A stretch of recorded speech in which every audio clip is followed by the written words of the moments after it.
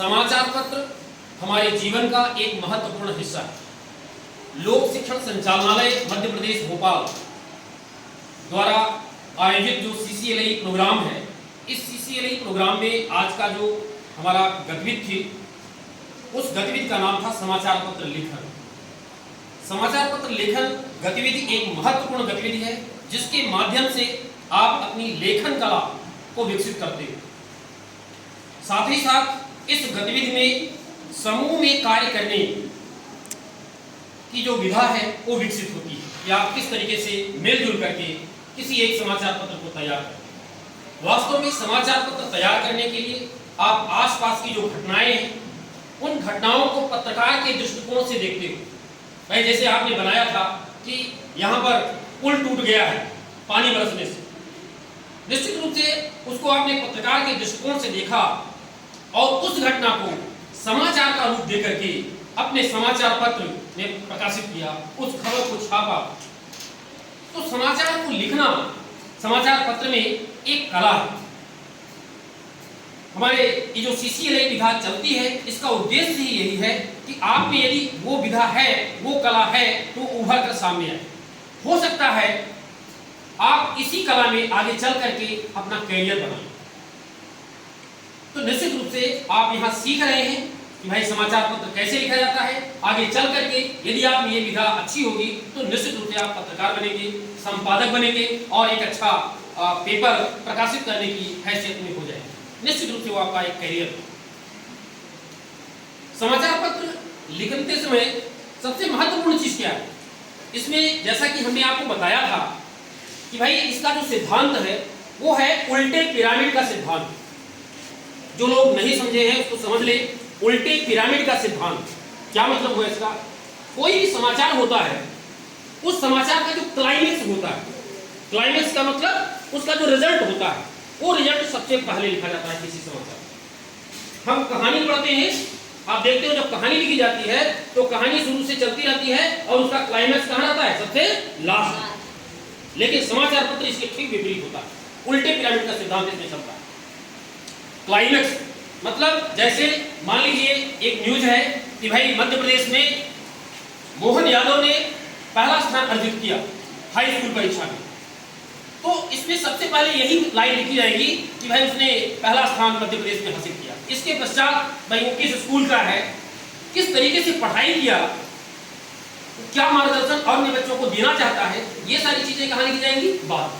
तो वरीयता के क्रम में जो कम महत्व की चीजें होती हैं वो बाद में लिखी जाती हैं और सबसे टॉप में लिखा जाता है उसका क्लाइमेक्स।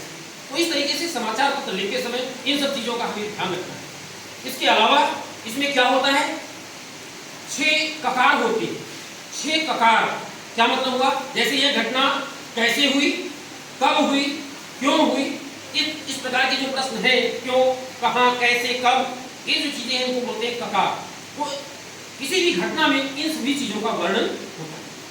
आप सभी लोगों ने शासन के निर्देशानुसार और हम सभी शिक्षकों ने जो आपको निर्देश दिया कि भाई समाचार पत्र लिखना है, कैसे लिखना है, ये सोमवार से ये विधा आपको समझाया जा रहा है किस तरीके से लिखना है। और आज शनिवार को आपने उन सभी निर्देशों को समाहित करते हुए पूरी तन्मयता के साथ आपने समाचार पत्र छापा, प्रकाशित किया और हमारे जजों ने आपके समाचार पत्रों का वाचन किया और देखा कि आपने कितनी गंभीरता उसमें दिखाई है और उसका अवलोकन और रिजल्ट कहने का मतलब मूल्यांकन के बाद जो रिजल्ट मिला है, उस रिजल्ट को हम आपको बता रहे हैं क्या रिजल्ट है। इसके पूर्व आपको यह भी जानना है कि ये जो समाचार पत्र है इसकी हमारे दैनिक जीवन में, यानी आपके दैनिक जीवन में क्या उपयोगिता है। क्या आप समाचार पत्र पढ़ते हैं? क्या प्रतिदिन आप पढ़ते हैं? क्या आपको पढ़ना चाहिए? इसका उत्तर ये है कि भाई समाचार पत्र में क्या होगा?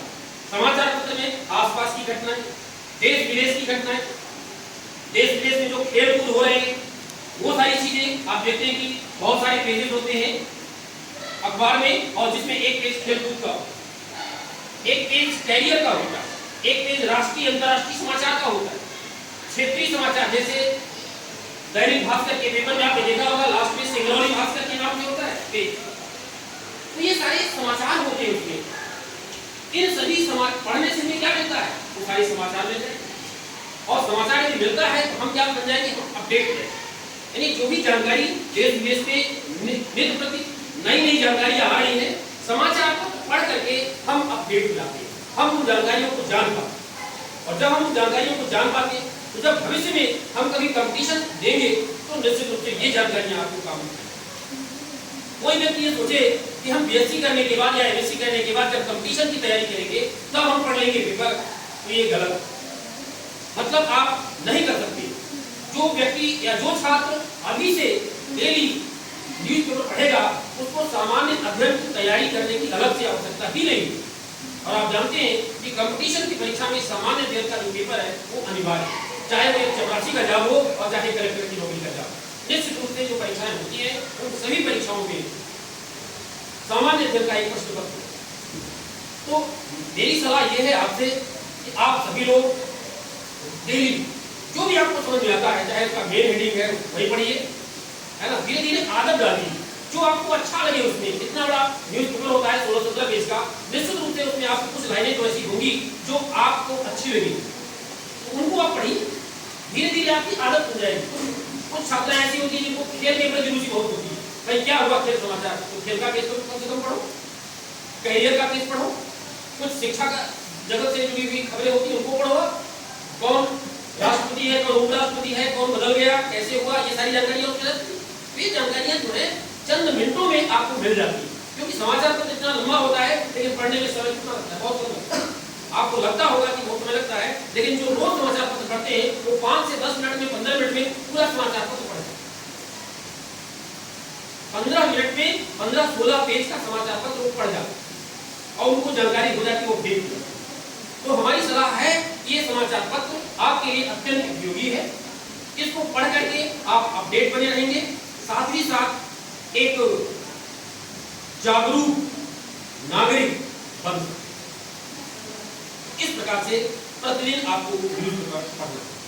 आज जो आपने न्यूज़पेपर प्रकाशित किया है उसके जो परिणाम है, जो हमारे जजेस ने दिया है रिजल्ट, वो रिजल्ट है पहले स्थान पर है ये जो ग्रुप है महाराणा प्रताप सदन का, जिसमें आसीन, इच्छा, काजल, मानसी, खुशी और अनुष्का, ये इनको प्रथम स्थान, यानी 20 में से इन्हें 17 अंक हासिल हुआ है और ये प्रथम स्थान है इनके लिए। दूसरे स्थान पर ये रानी लक्ष्मीबाई सदन, जिसमें है अनन्या, चांदनी, आंचल, गरिमा इत्यादि, इनके लिए दूसरे स्थान पर। और तीसरे स्थान पर 15 अंक के साथ 20 में ये मार्किंग हुई है, 20 में 15 अंक के साथ है ये रानी लक्ष्मीबाई सदन, राधा, संध्या, दिव्या, दृष्टि, नैना और अंकिता, इनके लिए जोरदार।